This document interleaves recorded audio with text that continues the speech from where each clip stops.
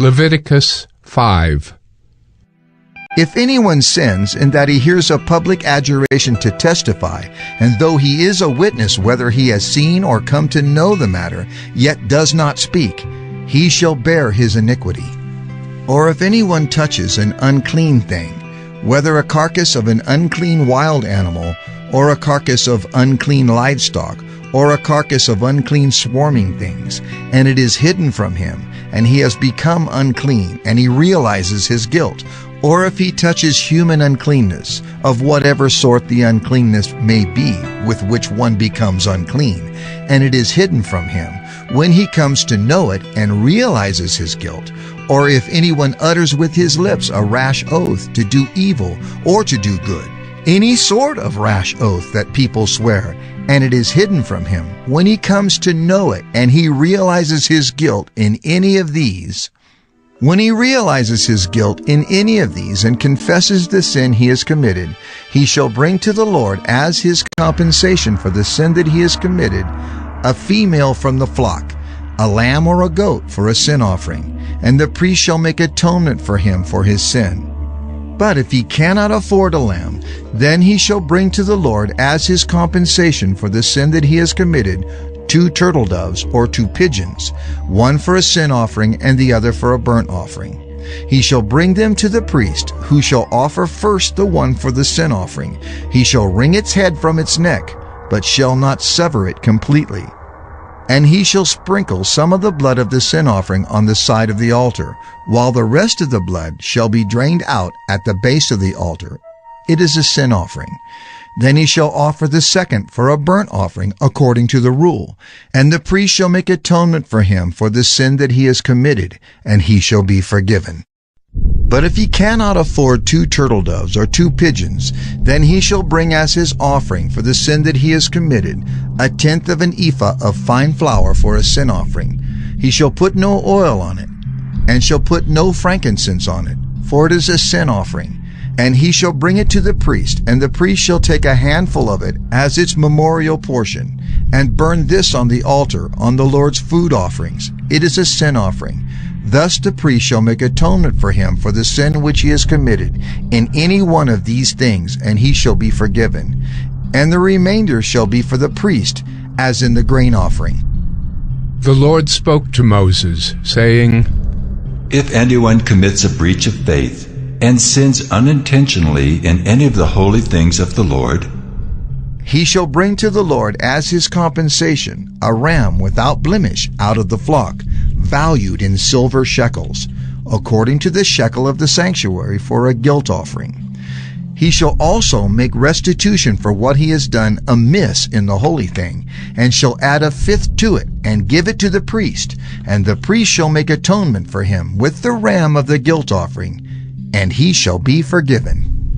If anyone sins, doing any of the things that by the Lord's commandments ought not to be done, though he did not know it, then realizes his guilt, he shall bear his iniquity.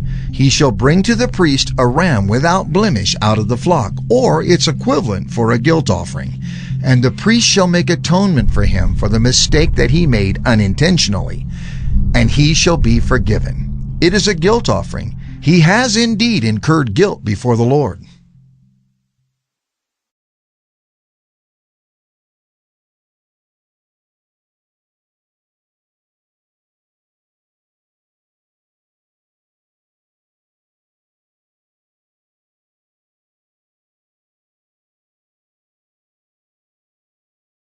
Leviticus 6.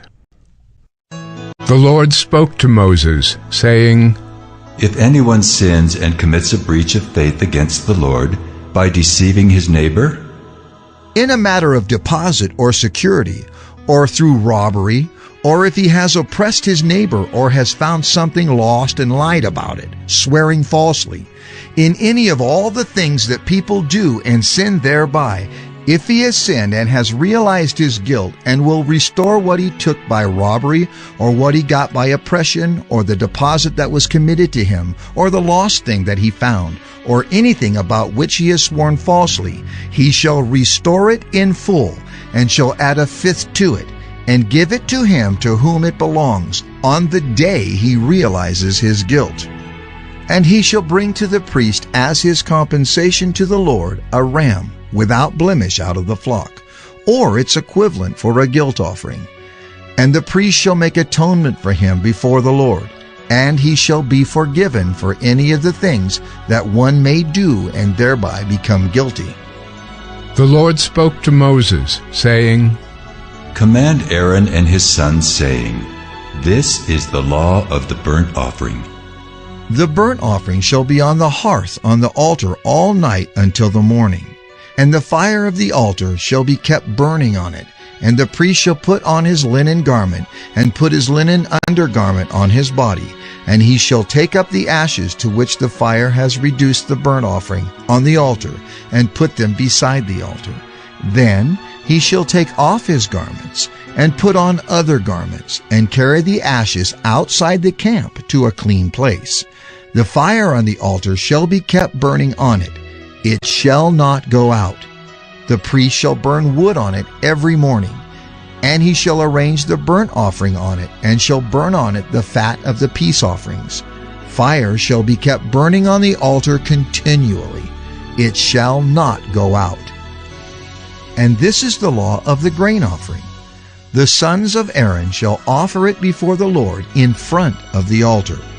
And one shall take from it a handful of the fine flour of the grain offering, and its oil, and all the frankincense that is on the grain offering, and burn this as its memorial portion on the altar, a pleasing aroma to the Lord. And the rest of it Aaron and his sons shall eat. It shall be eaten unleavened in a holy place. In the court of the tent of meeting they shall eat it. It shall not be baked with leaven. I have given it as their portion of my food offerings. It is a thing most holy, like the sin offering and the guilt offering. Every male among the children of Aaron may eat of it, as decreed forever throughout your generations from the Lord's food offerings. Whatever touches them shall become holy. The Lord spoke to Moses, saying, This is the offering that Aaron and his sons shall offer to the Lord on the day when he is anointed. A tenth of an ephah of fine flour as a regular grain offering, half of it in the morning and half in the evening. It shall be made with oil on a griddle. You shall bring it well mixed in baked pieces like a grain offering, and offer it for a pleasing aroma to the Lord. The priest from among Aaron's sons, who is anointed to succeed him, shall offer it to the Lord as decreed forever. The whole of it shall be burned. Every grain offering of a priest shall be wholly burned. It shall not be eaten. The Lord spoke to Moses, saying, Speak to Aaron and his sons, saying, This is the law of the sin offering. In the place where the burnt offering is killed shall the sin offering be killed before the Lord. It is most holy. The priest who offers it for sin shall eat it. In a holy place it shall be eaten, in the court of the tent of meeting. Whatever touches its flesh shall be holy. And when any of its blood is splashed on a garment, you shall wash that on which it was splashed in a holy place. And the earthenware vessel in which it is boiled shall be broken. But if it is boiled in a bronze vessel, that shall be scoured and rinsed in water. Every male among the priests may eat of it. It is most holy. But no sin offering shall be eaten from which any blood is brought into the tent of meeting to make atonement in the holy place. It shall be burned up with fire.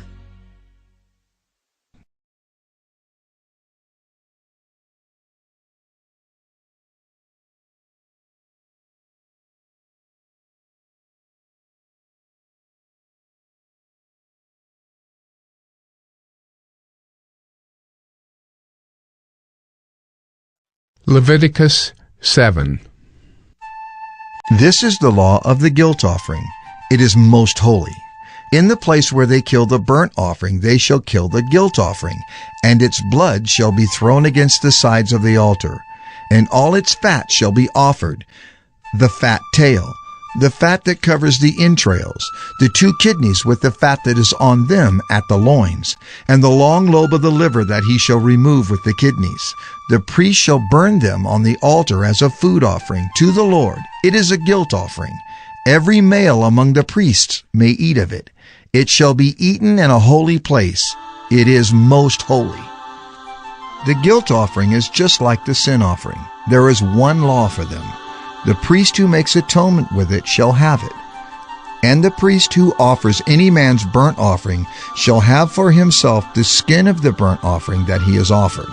And every grain offering baked in the oven, and all that is prepared on a pan or a griddle, shall belong to the priest who offers it. And every grain offering mixed with oil or dry shall be shared equally among all the sons of Aaron. And this is the law of the sacrifice of peace offerings that one may offer to the Lord. If he offers it for a thanksgiving, then he shall offer with the thanksgiving sacrifice unleavened loaves mixed with oil, unleavened wafers smeared with oil, and loaves of fine flour well mixed with oil. With the sacrifice of his peace offerings for thanksgiving, he shall bring his offering with loaves of leavened bread. And from it he shall offer 1 loaf from each offering, as a gift to the Lord. It shall belong to the priest who throws the blood of the peace offerings. And the flesh of the sacrifice of his peace offerings for thanksgiving shall be eaten on the day of his offering. He shall not leave any of it until the morning. But if the sacrifice of his offering is a vow offering or a free will offering, it shall be eaten on the day that he offers his sacrifice, and on the next day what remains of it shall be eaten. But what remains of the flesh of the sacrifice on the 3rd day shall be burned up with fire. If any of the flesh of the sacrifice of his peace offering is eaten on the 3rd day, he who offers it shall not be accepted, neither shall it be credited to him. It is tainted, and he who eats of it shall bear his iniquity. Flesh that touches any unclean thing shall not be eaten. It shall be burned up with fire. All who are clean may eat flesh, but the person who eats of the flesh of the sacrifice of the Lord's peace offerings, while an uncleanness is on him, that person shall be cut off from his people. And if anyone touches an unclean thing, whether human uncleanness or an unclean beast or any unclean detestable creature, and then eats some flesh from the sacrifice of the Lord's peace offerings, that person shall be cut off from his people. The Lord spoke to Moses, saying, Speak to the people of Israel, saying, You shall eat no fat of ox or sheep or goat. The fat of an animal that dies of itself, and the fat of one that is torn by beasts, may be put to any other use, but on no account shall you eat it.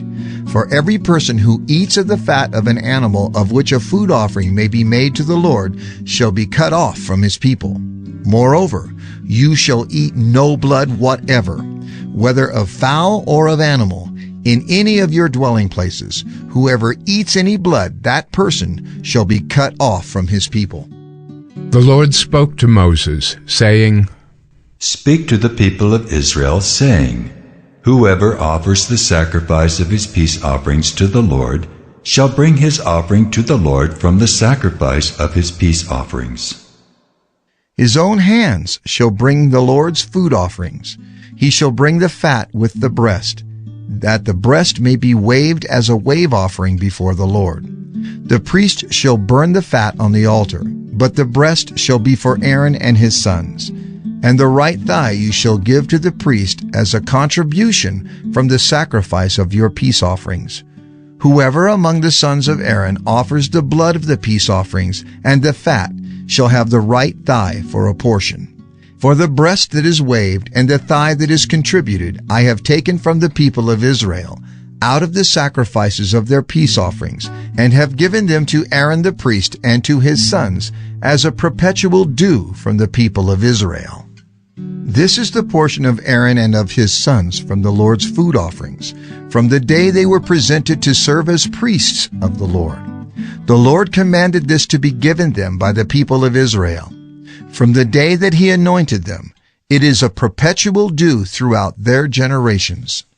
This is the law of the burnt offering, of the grain offering, of the sin offering, of the guilt offering, of the ordination offering, and of the peace offering, which the Lord commanded Moses on Mount Sinai on the day that he commanded the people of Israel to bring their offerings to the Lord in the wilderness of Sinai.